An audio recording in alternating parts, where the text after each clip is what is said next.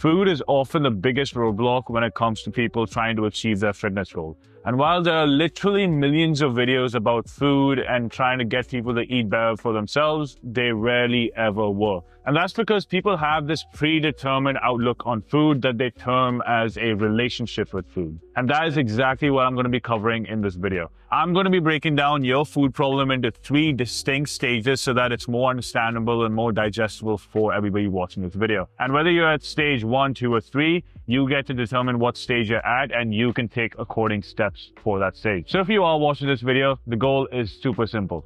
And that is to give you a different perspective on food and nutrition so that you can actually indeed stay consistent this time rather than yo-yoing like the past 100 times. Before we get into the video, guys, please don't forget to like, share, and subscribe to the channel. YouTube is my biggest priority this year, and I'm doing everything in my power to get the channel across, put quality content, and attract even more viewers every single time we put out a video. So any bit of support from any one of you is greatly appreciated. Anyways, without further ado, let's get straight into it. Firstly, I want you to understand that this term relationship with food is utter bullshit. It just comes from an emotional response from an external stimulus, which leads you to grab for more food. You are supposed to be building relationships with people, not food.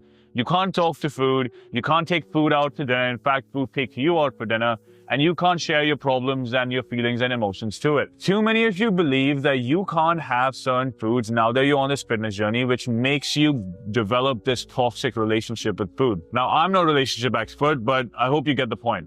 It's very black and white for most people, which is okay in certain domains in life, but not food. So I want you to change that word of relationship to perspective. Just because you're on this new fitness journey doesn't mean you can't have a few alcoholic drinks now and then, or you can't have a McDonald's burger now and then. Are they the best for you? Hell no. But the stress of being perfect is going to kill you faster than your imperfection. As long as you know what you need to do to get back on track, you're good, dude. Secondly, closely related to your perspective on food rather than a relationship, view food as a source of fuel rather than a gateway drug. Too many people go on this tangent where they can't stick to a diet or nutrition protocol because they just don't like the taste of it. Firstly, if all you eat is boiled chicken, broccoli, and rice without any seasoning, then no wonder you fucking hate it. I would hate it. There's no reason for you to be having boring, bland, and disgusting food when you're on a fitness journey. And if you want more help with that, I'll leave a link in the description down below to my free nutrition guide. It is all yours to take, where I talk about different hacks, strategies, and different foods that you can have to actually enjoy the whole process. And secondly, the second you realize that the high you get from the results you'll be getting by staying consistent and viewing food as a source of fuel and something that you need to survive and thrive is much greater than the high you get from having a lava cake or something that's incredibly delicious, is the second that you'll stay a lot more consistent. If you have a Ferrari, I'm pretty sure you're not going to give it 87 or 91 octane.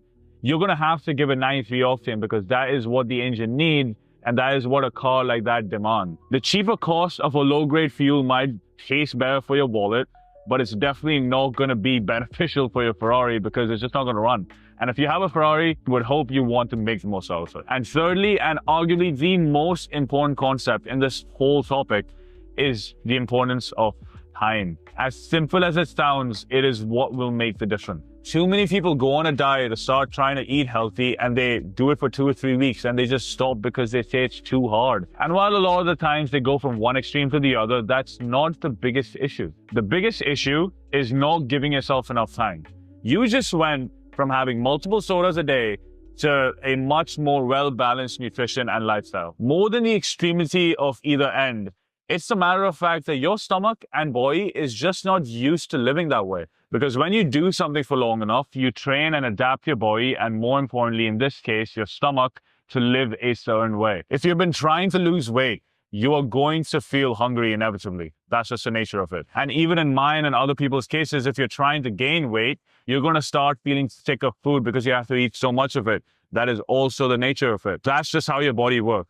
But most people just give up when they start thinking or feeling these scenarios without ever realizing that the more time you give it, the more numb you get to it. And once you get to that point where you understand or feel numbness towards the amount you have to eat, you will automatically start viewing food as fuel. And once you view food as fuel, you will automatically develop a much better perspective on food itself. The aim of the game isn't to solve food or eating, The aim of the game is to do it long enough so that food can't beat you. So I hope this video helps, guys. And if it did, please don't forget to like, share, and subscribe to the channel. And I'll see you guys in the next one. Free audio post-production by Auphonic.com.